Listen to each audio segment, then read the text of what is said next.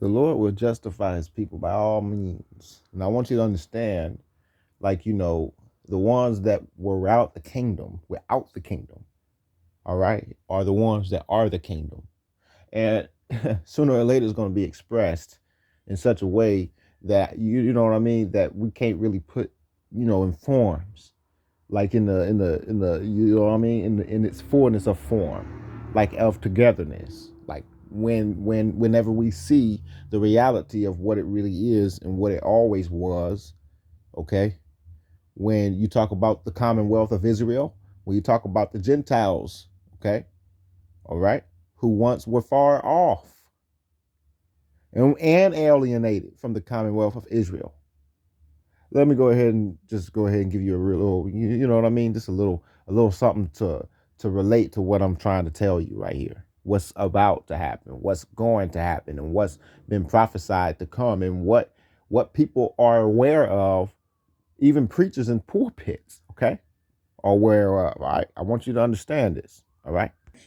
If you're one of those people that you got problem with black people or whatever, you better shut your mouth, because they're God's people. You better hear what I'm saying to you. You better shut your white mouth.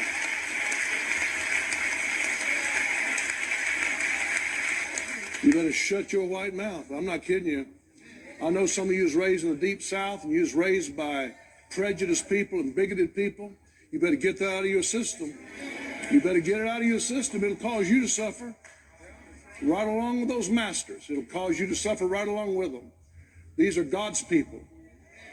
And I know that there's wicked in white races and wicked in black races and all that. I'm not justifying none of that stuff.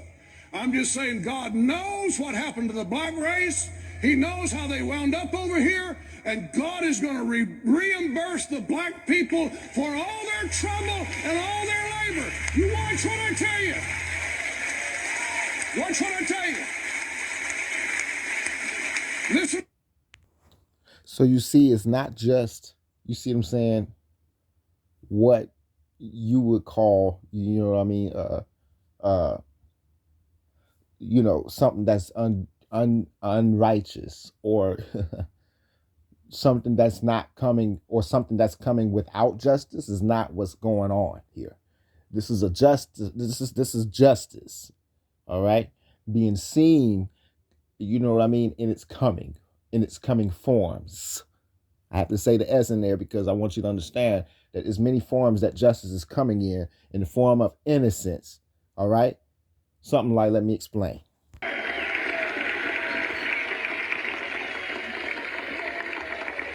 am happy to join with you today in what will go down in history as the greatest demonstration for freedom in the history of our nation.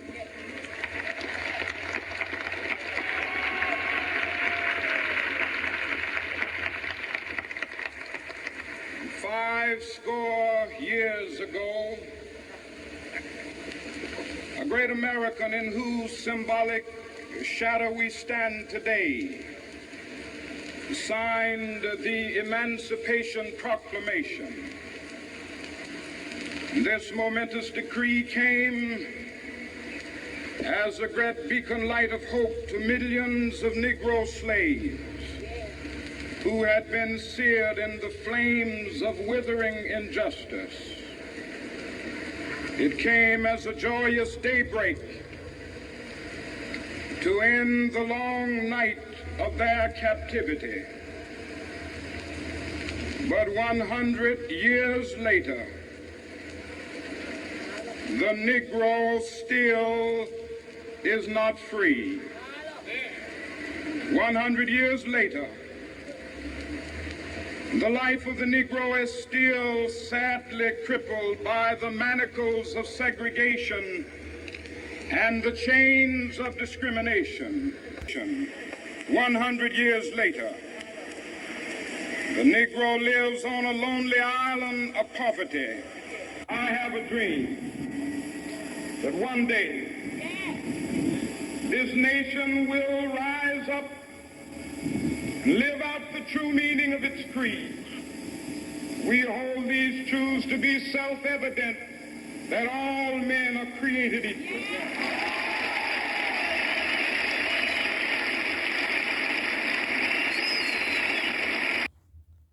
Self-evidence, assuring that we all understand that all men are created equal. Self-evidence, self-approved. Okay? All right? Studying self, to show self. Self-approval. You get what I mean? All right? History. History. You know what I mean? Like, in its deepest form of, you know, light. Because in the deeper form of light, it was in this, it was at its, um, let me go ahead and put it this way. It was in, or in the surrounding of darkness. And it was still able to shed light on, what was and what is and what should be, what will be. Amen. So this is not just, you see what I'm saying, something that we should take lightly. Like we've been taking lightly for generations. This is something that should, get us ready for change in such ways to where we're ready to, have open mindsets about God's revelations of what He's trying to reveal to us, and what we are trying to go toward is the expected end, the expected promise, even here on the earth, as it is in heaven, shall so it be here on the earth. All right, like our Father who art in heaven, hallowed be thy name. Thy will, oh my God. Come on, y'all know this thing. We all know this. Our Father who art in heaven, hallowed be thy name. Thy kingdom come, thy will be done in earth as it is in heaven. Give us this day our daily bread, and forgive us our debts as we forgive others. And lead us not into temptation, but deliver us from evil. Fear the Lord and depart from evil, for it'll be health to your flesh, and it'll be strength to your bones. Despise not the chastisements of the Lord, for whoever the Lord loves, He corrects. This is where we're at right now. We're in the era of correction, stage of correction. This is where we're at. This is the time frame we're in, the time frame of correction and renewal. The process of renewal is not just starting; it's been happening.